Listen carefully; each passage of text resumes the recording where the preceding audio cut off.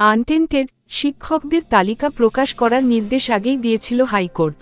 এবার 2016 সালের group C, group D untainted দের তালিকা প্রকাশের নির্দেশ দিলেন বিচারপতি অমৃতা সিনহা।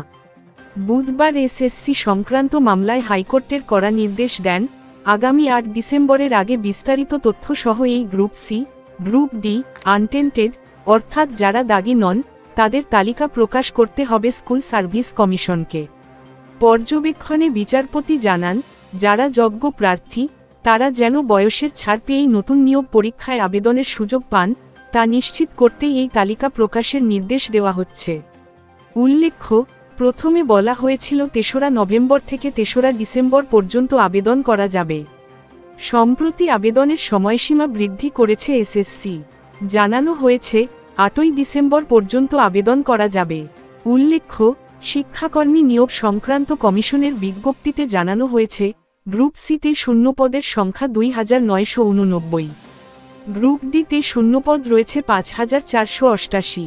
এর আগে এসএসসির চাকরি বাতিল করে 2016 সালে যোগ্য প্রার্থীদের বয়সে ছাড় দেওয়ার নির্দেশ দিয়েছিল সুপ্রিম কোর্ট।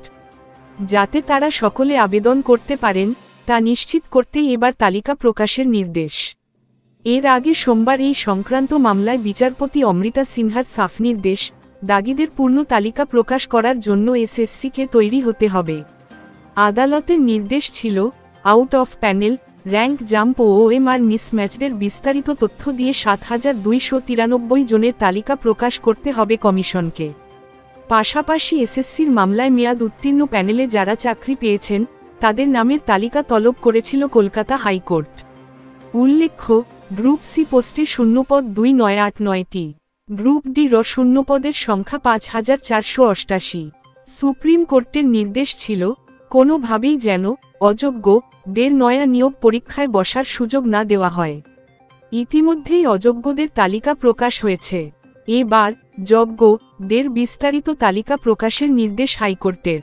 পরবর্তী খবর, 2023 সালের মে মাসে হাইকোর্টের তৎকালীন বিচারপতি অভিজিৎ গঙ্গোপাধ্যায়ের রায় এক ধাক্কায় 32,000 প্রাথমিক শিক্ষক শিক্ষিকার চাকরি বাতিল হয়েছিল।